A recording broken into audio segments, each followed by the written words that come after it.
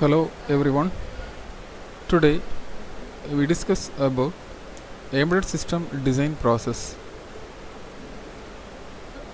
Embedded system design can be divided into four major tasks.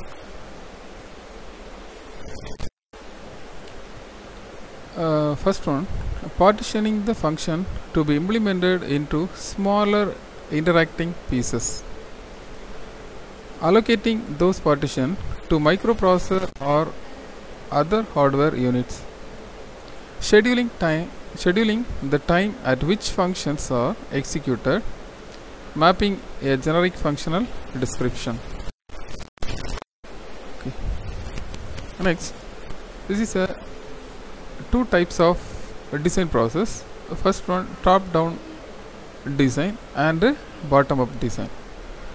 First, top-down design, it is a requirement and specification, architecture, components, system integration. The same processes in bottom-up design, system integration. Then next step is components and specification and requirement.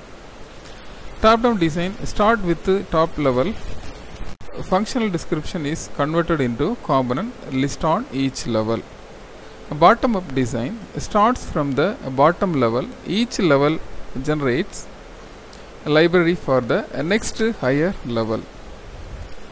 Okay.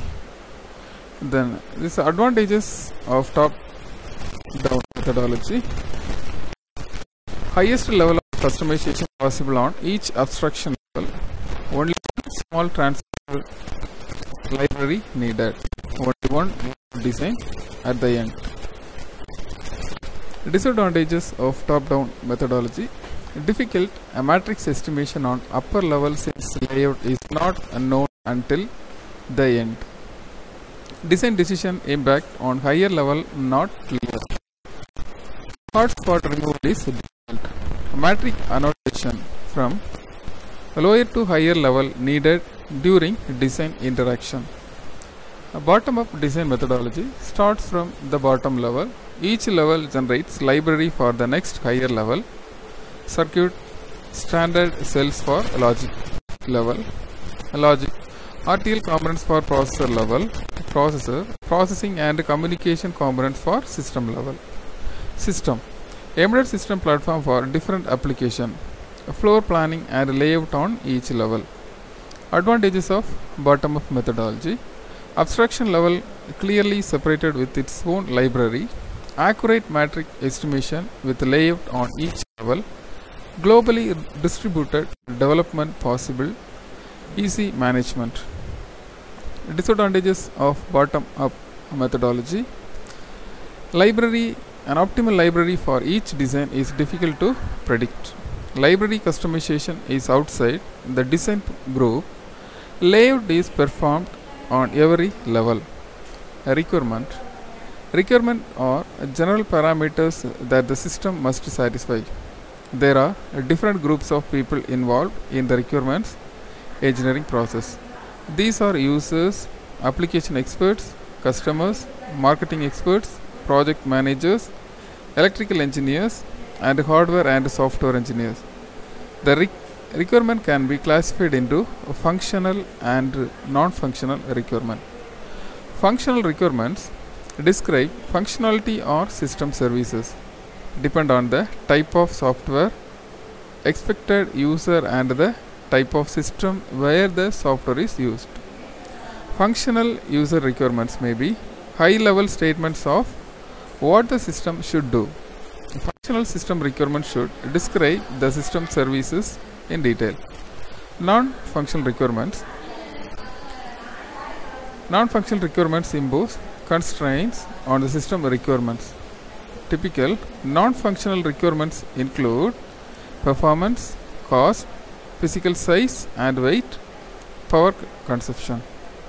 The non-functional requirements may be more critical than functional requirements. If these are not met, the system may be useless. Specification is contract between the customer and the architects. It's more precise description of the system. Specification must be carefully written so that it correctly reflects the customer's requirement. Specification may include functional and non-functional elements. It may be executable or may be in mathematical form for proof. Provide input to the architecture design process. Architecture design. The architecture is a plan for the overall structure of the system that will be used later to design the components that make up the architecture.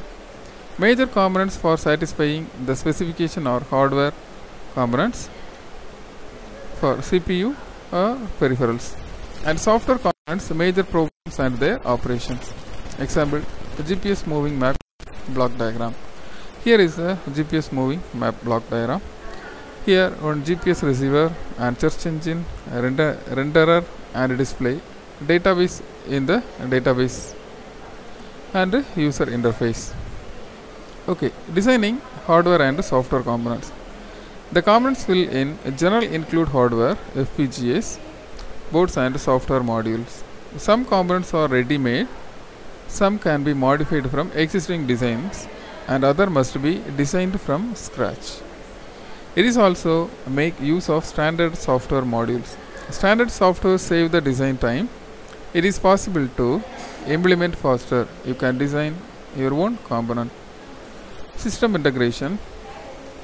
System integration assembles the all components. It may possible there are many bugs. Bugs can be removed by good planning.